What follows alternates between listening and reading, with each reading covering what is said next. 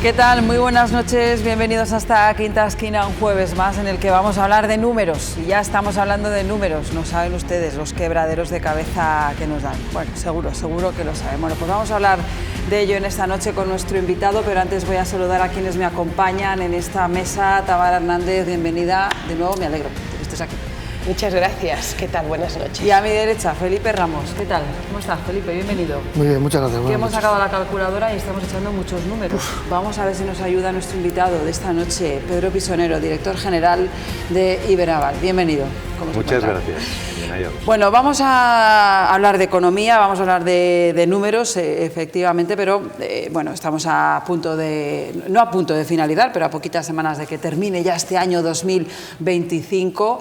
No será hasta febrero del próximo 2026 cuando suelen dar esas cifras de balance de gestión de Iberaval, pero no sé si en esta fecha ya se puede hacer pues una pequeña valoración de cómo ha ido el año en cuanto a la ayuda, a la concesión de ayudas a pequeñas y medianas empresas y grandes empresas, que es a lo que se dedica básicamente Iberaval.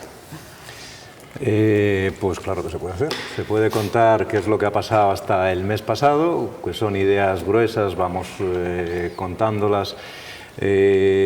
Asuntos principales. A Iberaval le va como le va a la economía, en términos generales, no cambia.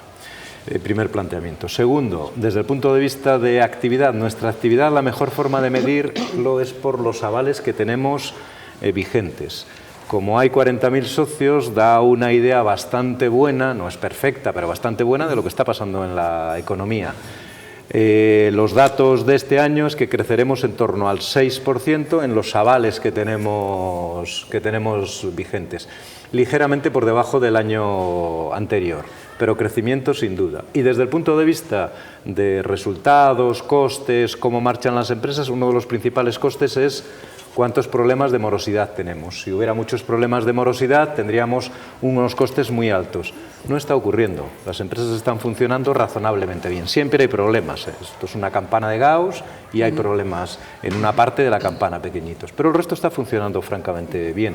Por tanto, los resultados serán razonablemente buenos, que en nuestro caso siempre los volvemos a dejar en las reservas, aunque nosotros lo llamamos de otra manera. Pues vamos a analizar esa campana, ¿no? Lo que vamos a poner sobre la mesa. Tamara. Sí, a mí me llama mucho la atención, señor Pisonero, que Castilla y León representa un tanto por ciento menos del Producto Interior Bruto que otras, como puede ser Madrid, Cataluña, como Valencia. En cambio, Iberaval tiene más peso que otras sociedades de garantía en estos lugares. ¿Eso por qué es debido? ¿Cómo se traduce?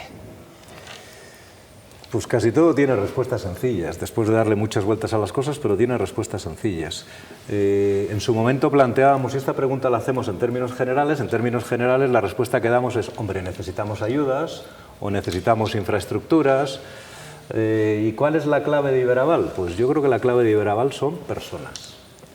Hay un consejo de administración que viene replicándose con modificaciones permanentemente, pero que es un consejo que mantiene ideas muy parecidas a los comienzos de los tiempos, y ese consejo quería crecer.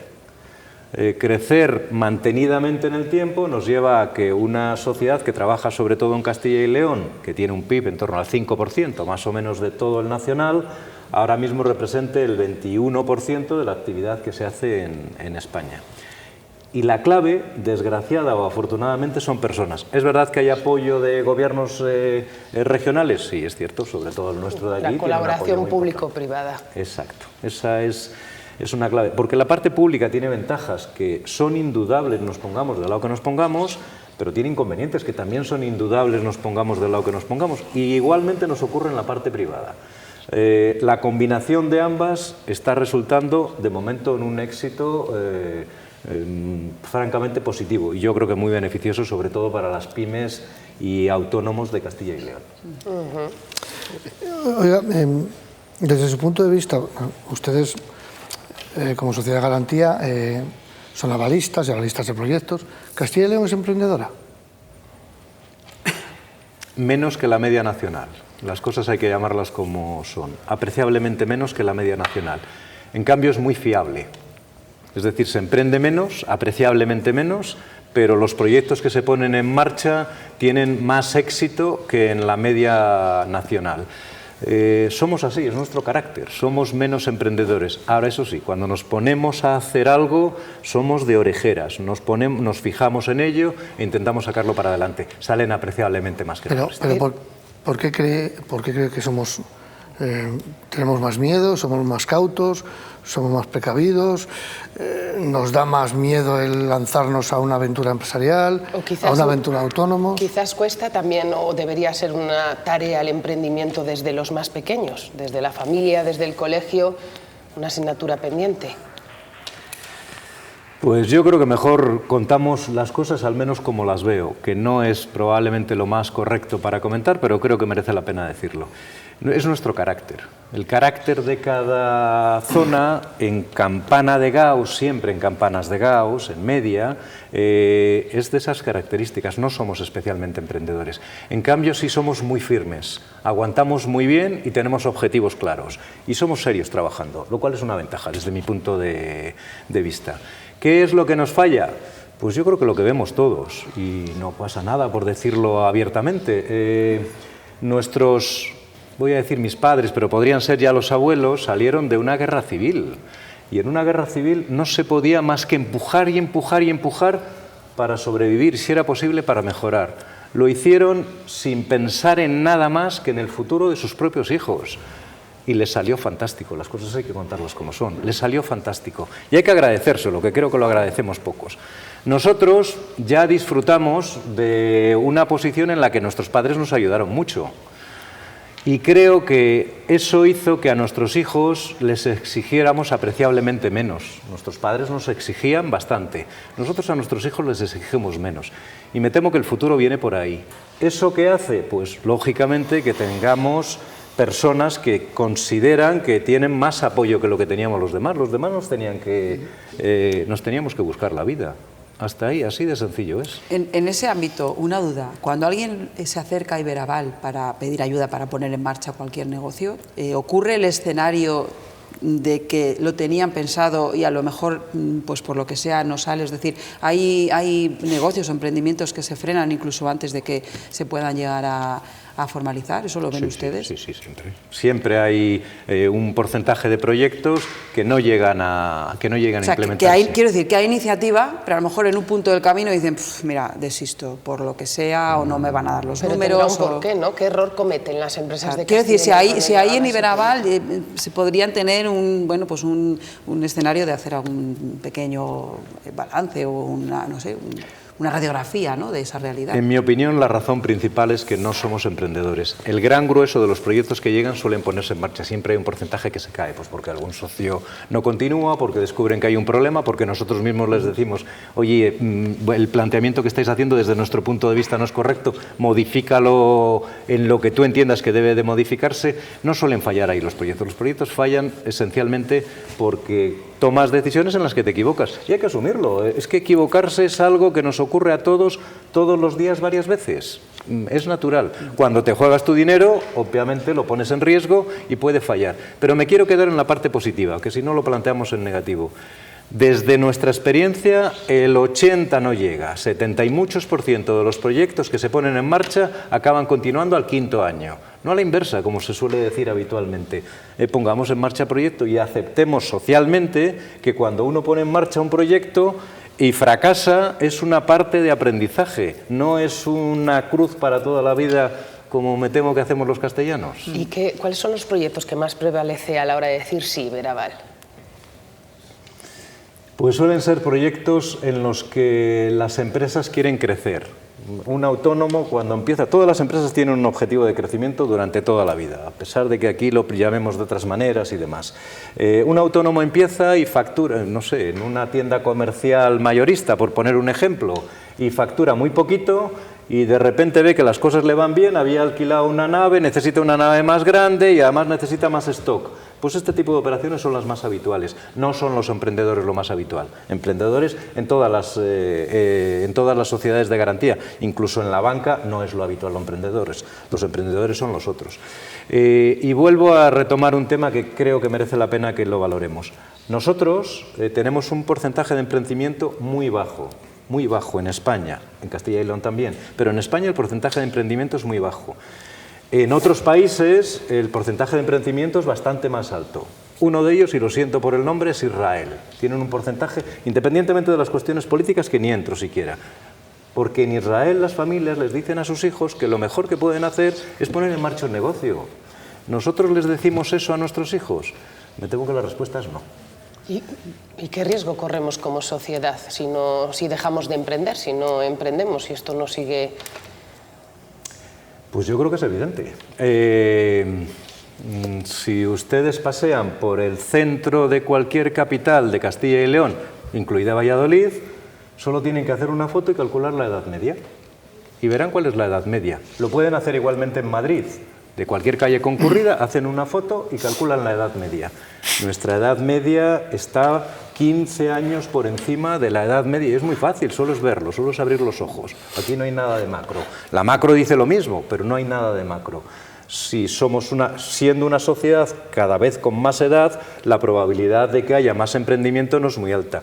Y siendo una sociedad cada vez con menos hijos, la probabilidad de que haya más emprendimientos obviamente no sube, baja. Pero vayamos a la sociedad que tenemos y a los hijos que hay. Siempre se ha dicho que nuestros hijos o la juventud de ahora es de las mejores preparadas que ha tenido siempre Castilla y León o España, pero bueno, por bajarlo a Castilla y León, siempre Castilla y León. ¿Y no será, señor Pisonero, que los jóvenes que ya hemos comprobado están bien formados, no ven esas ayudas que usted dice que sí hay para poder emprender y eso es lo que les hace echarse para atrás y no emprender? No tanto que sus padres no les dicen, hombre, evidentemente mis hijos, si yo no he emprendido, pues no han visto en mí un ejemplo, pero yo sí le garantizo que tienen otros ejemplos en la familia que se han emprendido. Quiero decir, ejemplos hay. ¿No será que los jóvenes no ven esas ayudas que ustedes sí dicen que hay? Ayudas es una palabra que no me gusta mucho, pero es verdad que son ayudas. Desde mi punto de vista, cualquier chaval pasa primero por la familia, después por el colegio, después por la universidad, los que llegan a universidad, y después vida laboral. En la familia creo que muy proactivos para sugerir que pongan en marcha negocios no somos. En los colegios creo que tampoco, con diferencia. Y en la universidad aseguro que tampoco lo somos. Es verdad que hay iniciativas y demás, pero la gran mayoría de los universitarios no se plantean poner negocios en marcha. La gran mayoría, no alguno. ¿En toda esa cadena tenemos un problema? Yo creo que el problema esencial está ahí.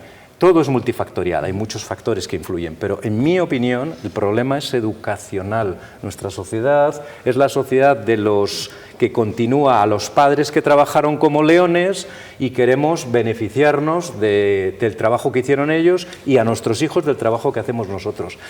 Una sociedad que no exige va a tener los resultados que todos sabemos que tenemos.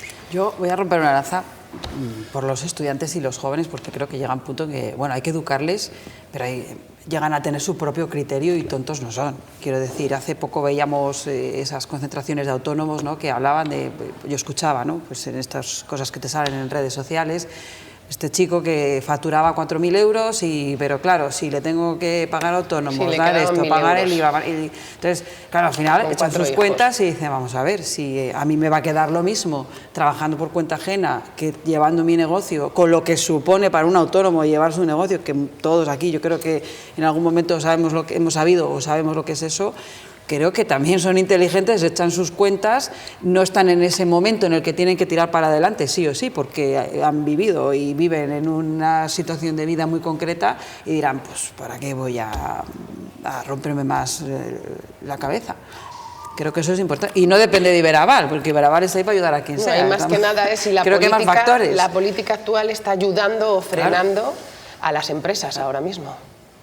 Pues dos cuestiones que ponemos encima de la mesa. Una, si merece la pena o no merece la pena. Mi respuesta es siempre merece la pena, incluso cuando se falla, y ahora diré por qué, pero siempre merece la pena, incluso cuando yerras, tu experiencia personal y vital es mucho más potente que la que tiene cualquier otra persona que ha llevado un planteamiento plano en cualquier empresa perfectamente respetable, faltaría más, hasta ahí podíamos llegar, pero claramente por un lado funciona mejor que por el otro. Y segundo, como planteamientos desde mi punto de vista, es verdad que la política juega, claro que juega, faltaría más.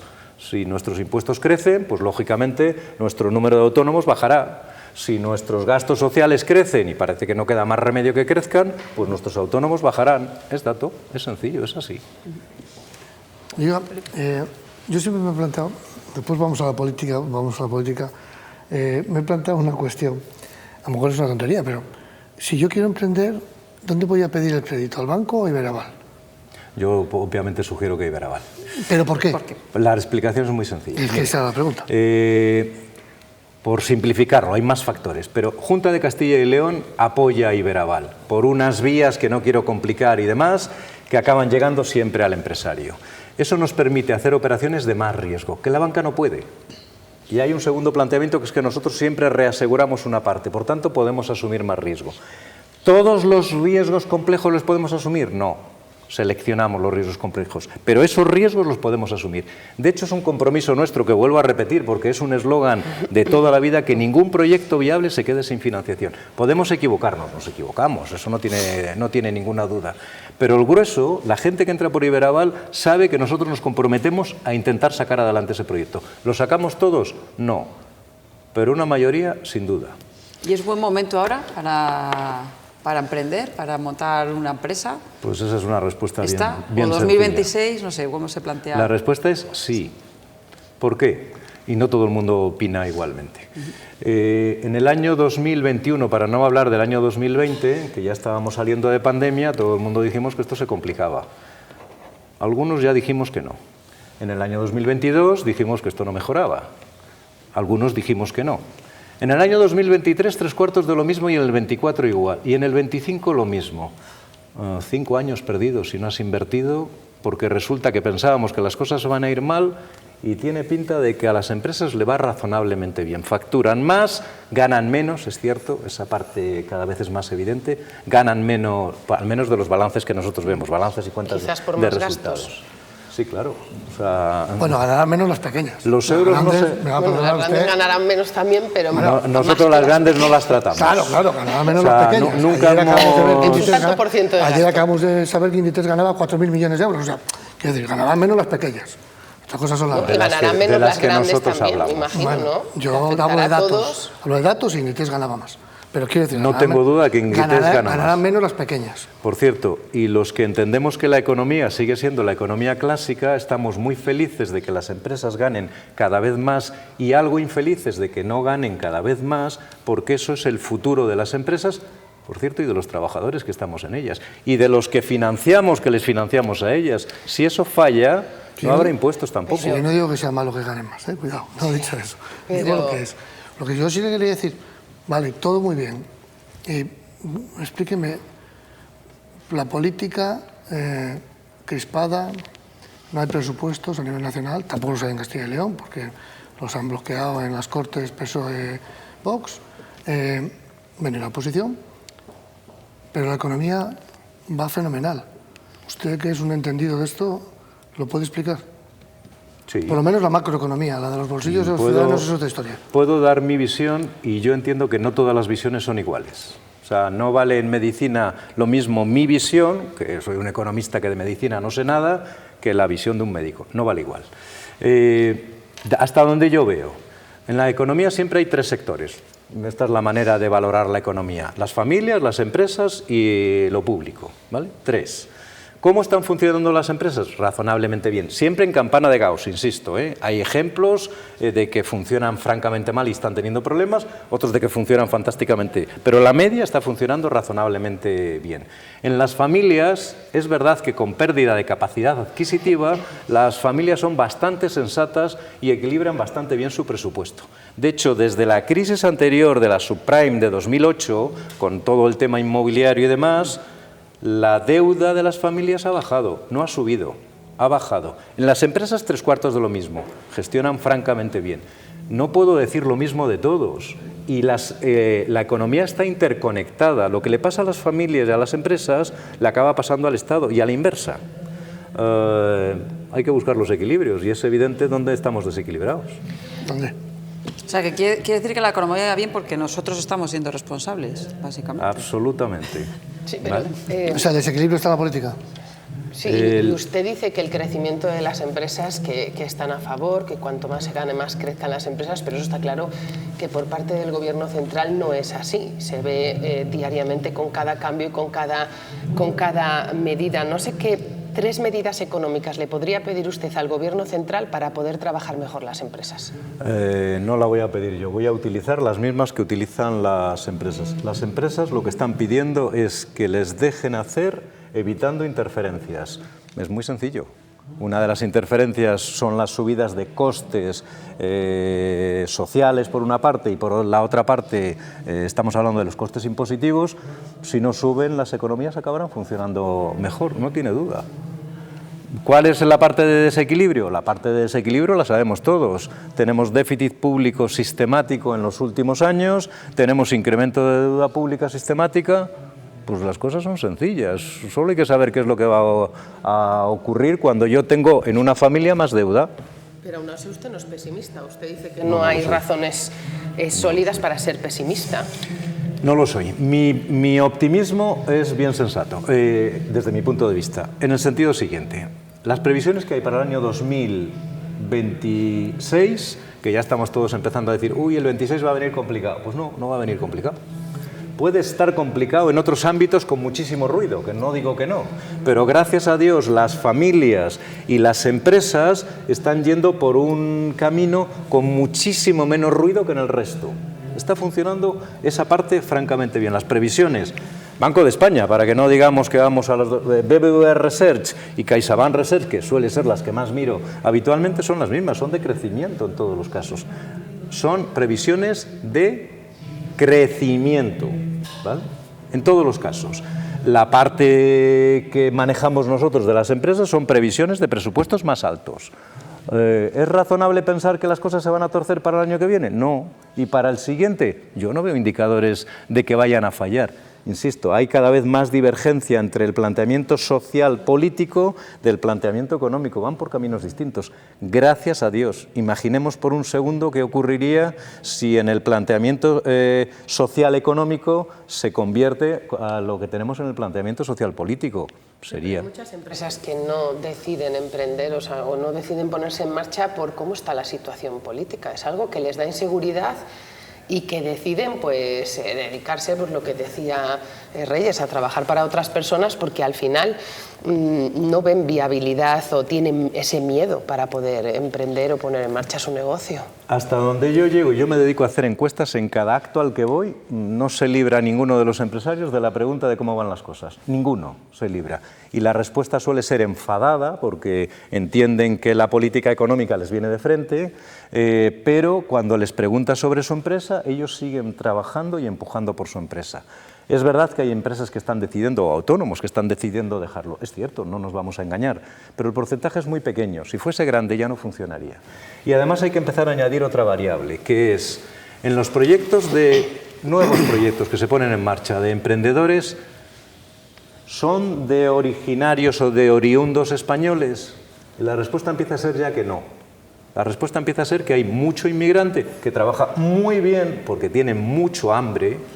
Es obvio, si yo vengo de un país con dificultades del tipo que sea, político o económico, aquí tengo que buscarme la vida y mi mentalidad es de sacarlo para adelante. Y están funcionando francamente bien. Nuestro mundo está cambiando. ¿Qué perfil de empresa crean este perfil de empresa? Pues es muy habitual que, por ejemplo, vienen a trabajar, trabajan de camareros, ven una oportunidad, cada vez vemos más bares que se cierran y ellos encuentran oportunidades permanentemente porque los precios de sus traspasos han bajado y los niveles que ellos necesitan son bajos. Cuando la cosa funciona lo alquilan, si sigue funcionando intentan coger el traspaso y si no se trasladan a otra parte. Tienen muchísimo hambre. Lo que nosotros vimos hace 40 años en España es lo que estamos viendo sobre todo ahí. ¿Y hay nacionales que tienen mucho hambre? Cierto, también lo hay. Pero no es la media. ¿Usted cree que está cambiando el perfil en Castilla y León del emprendedor? ¿El emprendedor ahora está siendo el emprendedor migrante, el que viene de fuera? No, que cambia no, que cada vez hay más inmigrante que está entrando en el emprendimiento y cada vez hay menos nacional por razones obvias. Si somos menos población porque tenemos menos hijos, pues las sumas salen así. Es así de sencillo, no gusta, no es agradable, pero es lo que hay. ¿Y por qué tiene más hambre, según usted? Hambre de emprender. Hambre de emprender, de trabajar. De trabajar y de emprender, sí. A eso me refiero. Quería hablar un poco del empleo de Iberaval. Sostienen 258.000 puestos de trabajo. Imagino que no todos en Castilla y León, pero bueno, es una cifra que parece seguirá creciendo. Bueno, por ser justos, lo que decimos es que en las empresas que nosotros financiamos hay esas personas, para que quede claro. No es que creamos esas personas, porque si no sería una locura. Sostienen ese empleo gracias a la financiación de Iberaval. Eso es una de las cuestiones que a mí personalmente y a buena parte de nuestro equipo nos hace sentirnos más orgullosos.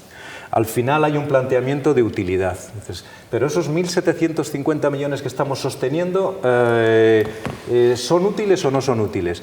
Y yo creo que hay un consenso generalizado. Seguro que tenemos detractores, faltaría más, porque a más de uno le habremos dicho que no, o alguno no habrá podido atenderlo. Pero el consenso general, hasta donde yo llego, es de que efectivamente este planteamiento que estamos haciendo es útil.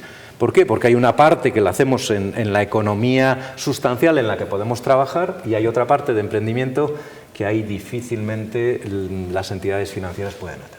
¿Nos puede hacer un diagnóstico de la situación actual empresarial de Valladolid? Sabemos cuáles son sus fuertes o cuáles son sus señas, ¿no? Esa industria automovilística que aquí continúa y parece que de momento se sostiene. Y no sé si pues habría posibilidad de decir, oye, pues faltaría completar con esto o adolece de aquello, o hay demasiado de esto otro. Desde mi punto de vista, la economía vallisoletana no difiere mucho del resto de Castilla y León, quizás en el tema automoción, más comparable con Burgos, pero en fin, para no entrar en mucho detalle. Primero, el sector agroalimentario es un sector que está funcionando francamente bien, sobre todo el alimentario. Somos una potencia, aunque no estemos convencidos porque somos castellanos. La humildad también la llevamos puesta, ¿qué lo vamos a hacer? Somos así. Y pues unas cosas tenemos ventajas y en otras tenemos inconveniente. Pero somos muy potentes desde el punto de vista agroalimentario. El sector automoción es verdad que pasa por una fase complicada, que tiene que ver con que el mundo está cambiando, hay países emergentes que tienen mucha potencia industrial, pero también tiene que ver con decisiones que hemos tomado nosotros sobre nosotros mismos, no solo con la primera, sino con la segunda. Yo del sector automoción soy un franco convencido. He visto durante mi vida profesional 40 años estar mejorando todos los años un 2, un 3, un 1% los precios, porque se lo pedían su cliente, por tanto tienen una capacidad de adaptación brutal. ¿Quién serán los dueños? Cuidado, probablemente tengan los ojos rasgados. A futuro, a muy largo plazo. Pero ahora mismo, ¿las plantas se van a sostener? Yo estoy convencido que sí. Bueno, tenemos ya un ejemplo en Valladolid. Horst se crea, 50% es Geely, chino en sentido admirativo, no en el sentido de los chinos que trabajan poco. No, los chinos trabajan como leones, como leones.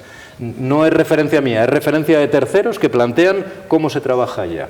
Esa parte yo entiendo que va a seguir funcionando bien y el resto de sectores, la hostelería está on fire.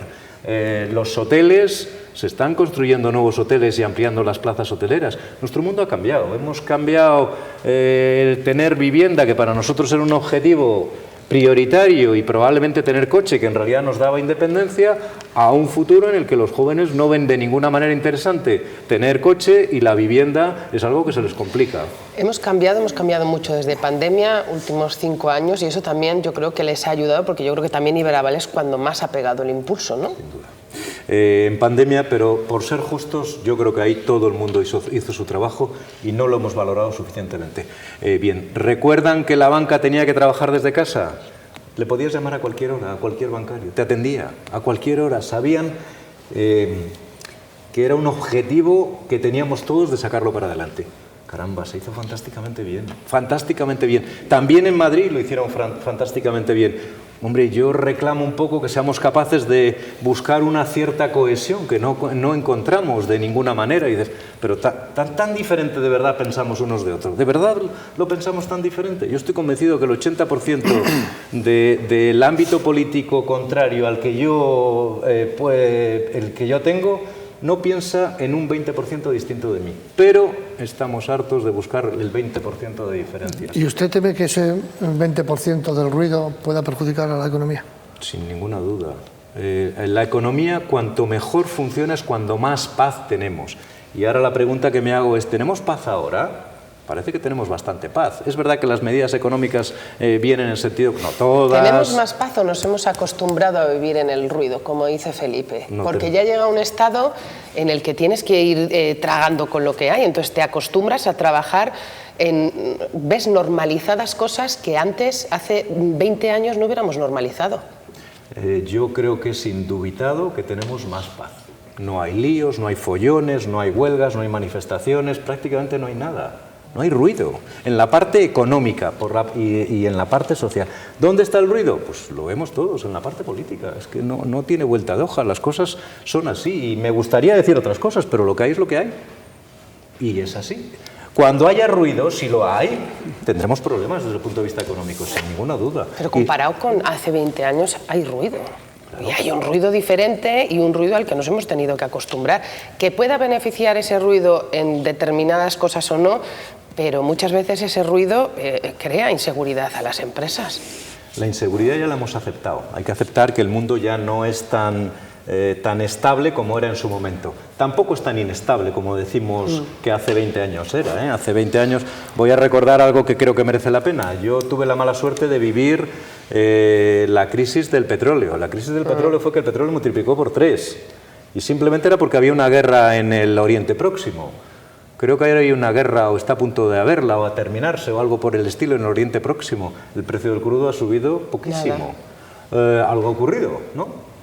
Y nosotros seguimos diciendo que está todo muy complicado. No, no está complicado, es que el mundo está cambiando. Es que hay unos industriales que lo hacen muy bien y que o espabilamos los demás o si no tendremos un problema. Cuando hablamos de falta de productividad, en realidad estamos diciendo sueldos más bajos. Lo que pasa es que no lo acabamos de transmitir, pero es sueldo más bajo porque las empresas no van a poder pagar sueldos más altos si no mejoran la productividad. Es dato, no tiene vuelta de hoja. Pues cuidado con esa parte. Pero el resto, yo no tengo la percepción de que estemos en un mundo tremendamente complicado. Tengo la percepción de que estamos en un mundo con muchísimo ruido en la parte política y con cierto ruido por la parte de medios, pero hasta ahí. Pero no mejoran la rentabilidad o no se les facilita ciertas cosas o no se les bajan ciertos costes, son muchas las variables. ¿Cierto? Que están impactando bastante menos de lo que los demás imaginábamos. Es dato otra vez. Porque las familias están haciendo los deberes. Porque... Y las empresas... Oiga, hablaba usted de sueldos. Lo acaba de sacar usted. Las empresas van bien. ¿Los sueldos van también bien? Los sueldos van justos, como las empresas. Pero no acaba de decir usted que las empresas van bien. Sí, las empresas van bien, pero no ganan suficiente dinero. No, yo le he dicho, los sueldos van bien, me dice, no van justos como las empresas. No. Yo creo que van más justos los sueldos que las empresas. Ahí no tengo mucho que decir. Ahí. ¿Usted cree que ese crecimiento de las empresas no se está extrapolando al salario de los trabajadores? ¿O que se debería extrapolar un poco más? Pues lo voy a decir en plata. ¿Puede decirlo en plata o no? Uno de los riesgos que creo que tienen las empresas, como se ha manifestado, es que las empresas decidan no invertir. Hay muy pocas que están haciéndolo. Algunas están parando. Hay casos, y todos podemos poner casos concretos, pero son muy pocos en porcentaje. Si deciden hacerlo, o cuando decidan hacerlo, ahí tendremos un problema descomunal. Mientras tanto, aguantaremos con los niveles salariales que nosotros tenemos y que las empresas son capaces de generar. No es entendible que una empresa sea capaz de generar grandes recursos y no los transfiera al trabajador. Yo esa parte no la veo. Ya sé que discrepo de muchos ahí, pero esa parte no. Que tendrá muchos más costes elevados, por eso tampoco los sueldos... Yo quería preguntarle, para ir un poco terminando, bueno, Iberaval, que es verdad que opera fundamentalmente en Castilla y León, pero ya, bueno, llevan ya unos años de expansión por toda España, tienen distintas oficinas, distintas sedes, no sé de memoria ahora todas, no sé si tienen previsión de crecer y bueno, qué porcentaje de empresas que no tienen nada que ver con Castilla y León en un momento dado acuden a ustedes. No sé si tienen algún plan en ese sentido. Sí.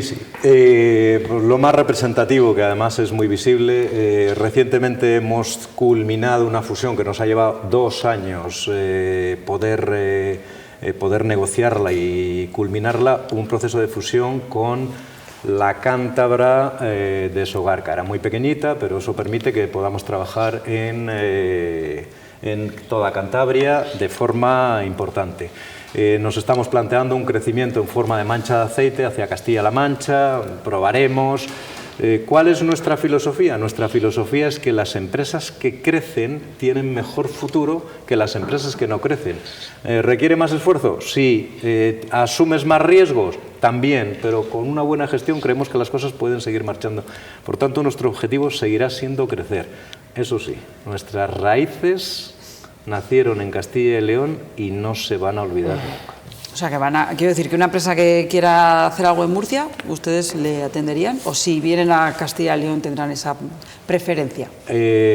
Nosotros decimos de Castilla y León que hay proyectos en los que no podemos dejar de estar. Aunque sea un proyecto complejo, pero nosotros tenemos que estar. Iberaval hay proyectos en los que si es potente o si es un emprendedor, no puede dejar de estar. En Murcia no nos ocurre eso. Murcia, si el proyecto es bueno, lo asumiremos. Pero y Murcia, si no, como digo, cualquier otro lugar, de España. Pues Pedro Pisonero, ha sido un placer. Decía que es solo su opinión y que es muy humilde, pero yo creo que es buena autoridad, ¿no? Una persona que entiende de todo esto, aprender un poco bueno, más. por lo menos ese mensaje optimista. Pedro Sí, le veo. es didáctico y habla claro. Sí, Claro. Hemos aprendido un montón, así que ha sido un placer tenerle esta noche aquí con nosotros en esta Quinta Esquina. Vamos a ver cómo se desarrolla ese 2026, a ver si tenemos y confirmamos ese optimismo. El 2026 ocurrirá Ojalá. lo que nosotros queramos que ocurra. Bueno, pues con ese mensaje nos quedamos. Pues entonces, como ocurra lo que yo quiero que ocurra... Hombre, hay que ser optimista, Felipe, por Dios. Tú no, Felipe, que no has sido escogido. No contamos contigo. Vale, no contéis conmigo. Que muchas gracias de momento por acompañarme cada noche de Gracias a ti. jueves. Tamara, a ti también, muchísimas gracias. Gracias a vosotros. Y también a todos ustedes, gracias por acompañarme en esta noche. El jueves que viene volvemos con más protagonistas aquí en esta Quinta Esquina. Adiós.